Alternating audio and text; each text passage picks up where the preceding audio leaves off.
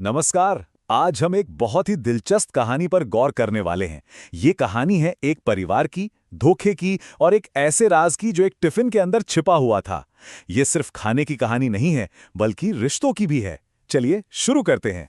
तो शुरुआत करते हैं 1 नंबर से। 16। जी हाँ, 16 तरह के अलग अलग पकवान, और ये हर रोज सुबह सुबह बनते थे। और ये 16 पकवान पैक होते थे 15 अलग अलग टिफिन में, एक बहुत बड़े परिवार के लिए। सोचिए जरा। तो ये कहानी है एक बड़े, मॉडर्न और अमीर घर की। इस घर की एक धुरी थी, एक इंजन जो सब कुछ एकदम परफेक्ट तरीके से चलाता था, और उस इंजन का नाम था काजल। काजल का काम जरा देखिए।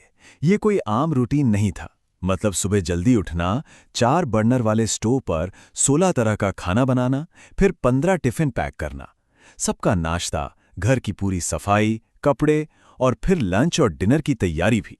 और कमाल की बात यह थी कि परिवार उसे एक आदर्श बहू मानता था जो कभी भी शिकायत नहीं करती थी। और पता है, काजल खुद इसे कोई बोझ नहीं समझती थी। उसका मानना था कि ये तो परिवार के लिए प्यार जताने का एक तरीका है। जैसा वो कहती थी, दिल से किया गया काम कभी थकाता नहीं, बल्कि उसे करने में और मजा आता है। लेकिन अब कहानी में एक नया किरदार आने वाला था। परिवार ने सोचा कि दूसरे बेटे रमेश की भी शादी कर देते हैं। एक नई बहू आएगी तो काजल की थोड़ी मदद हो जाएगी। पर हुआ कुछ और ही।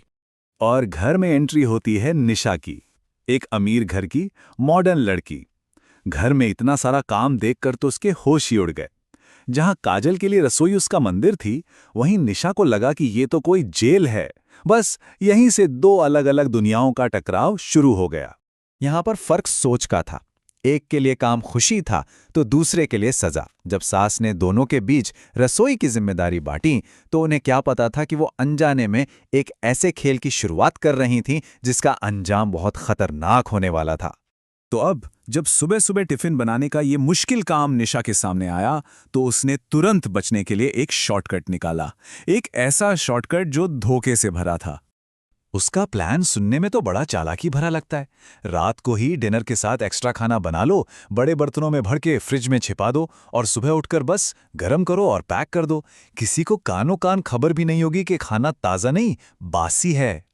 लेकिन ये प्लान तो बुरी तरह से फेल हो गया।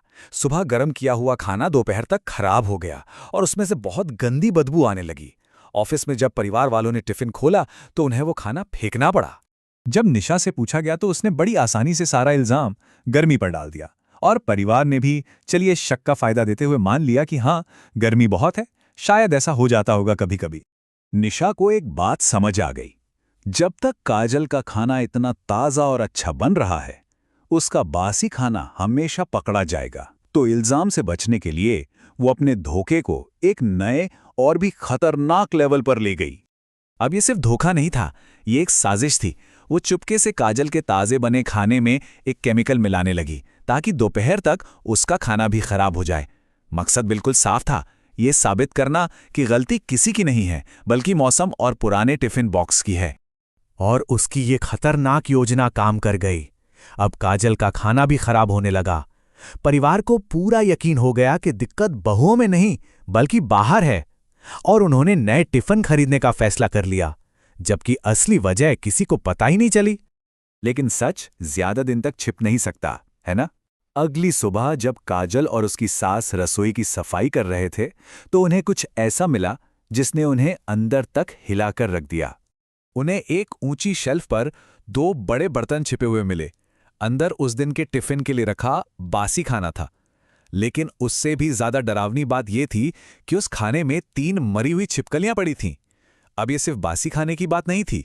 निशा तो जानबूझकर पूरे परिवार की जान खतरे में डाल रही थी। तो अब सवाल यह था कि निशा की इस हरकत को साबित कैसे करें। उससे सीधे सीधे बात करने की जगह उन्होंने उसे रंगे हाथों पकड़ने का फैसला किया, और इसका उपाय था एक छिपा हुआ कैमरा।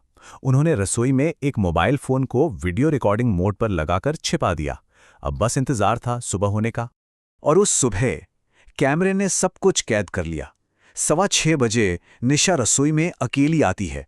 वो उन बर्तनों को नीचे उतारती है, मरी हुई छिपकलियों को ऐसे बाहर फेंकती है जैसे कुछ हुआ ही ना हो, और फिर उसी जहरीले खाने को गर्म करके पैक करना शुरू कर देती है, अपने ही परिवार के लिए।